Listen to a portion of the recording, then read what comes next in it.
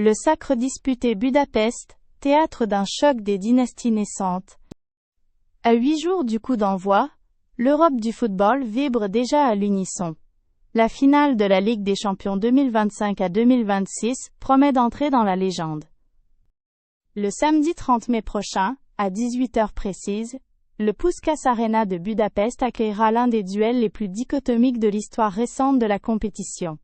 Le Paris Saint-Germain, tenant du titre étincelant, opposé à un Arsenal renaissant, fidèle à sa philosophie de conquête patiente. La Hongrie inscrit ainsi son nom dans le grand livre du football continental. C'est la toute première fois que le pays accueille le sommet européen. 67 000 privilégiés assisteront à un événement dont les billets atteignent désormais des sommets vertigineux. Aucune entrée ne se négocie en dessous de 5 000 € sur le marché secondaire. La saison dernière, le PSG avait écrasé l'Inter Milan 5-0 à Munich, un score historique, le plus large jamais enregistré en finale depuis L, édition fondatrice de 1956. Cette année, les Parisiens convoitent un exploit que seul le Real Madrid de Zidane avait réalisé dans L, ère moderne de la compétition, conserver leur titre européen.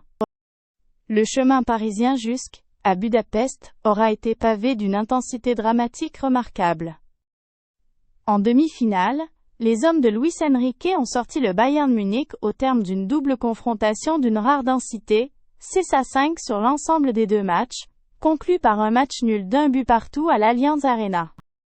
Le technicien catalan, déjà sacré avec Barcelone en 2015, vise désormais l'entrée dans le club très fermé des entraîneurs doublement vainqueurs de la C1. Il a tenu, lors de sa conférence de presse de cette semaine, à saluer chaleureusement son homologue Mikel Arteta, qu'il a qualifié d'entraîneur de très haut niveau, reconnaissant ainsi la qualité d'un projet londonien désormais à maturité. Ousmane Dembélé, l'attaquant français devenu indispensable au dispositif parisien, a rassuré l'ensemble du staff sur son état physique. L'ailier français devrait débuter le match aux côtés de ses partenaires offensifs, dans une animation que l'on attend redoutablement fluide. La pression est cependant immense. Un échec à Budapest constituerait un retour aux désillusions européennes que le club croyait avoir définitivement exorcisées l'an dernier. De l'autre côté du terrain, Arsenal incarne une renaissance institutionnelle, aussi spectaculaire qu'attendue.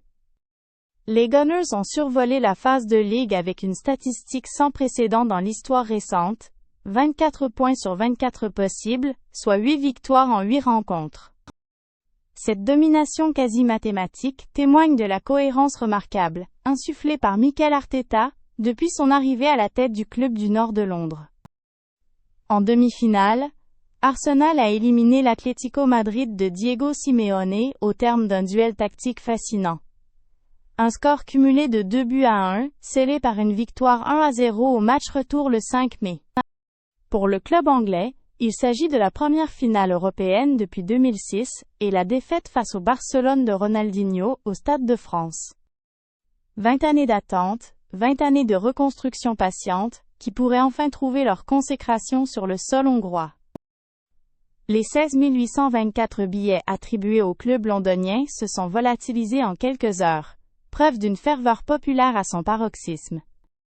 Qu'il s'agisse d'un sacre parisien historique ou d'une première européenne pour les Gunners, cette finale entrera dans les annales d'un sport qui ne cesse de inventer ses propres mythes.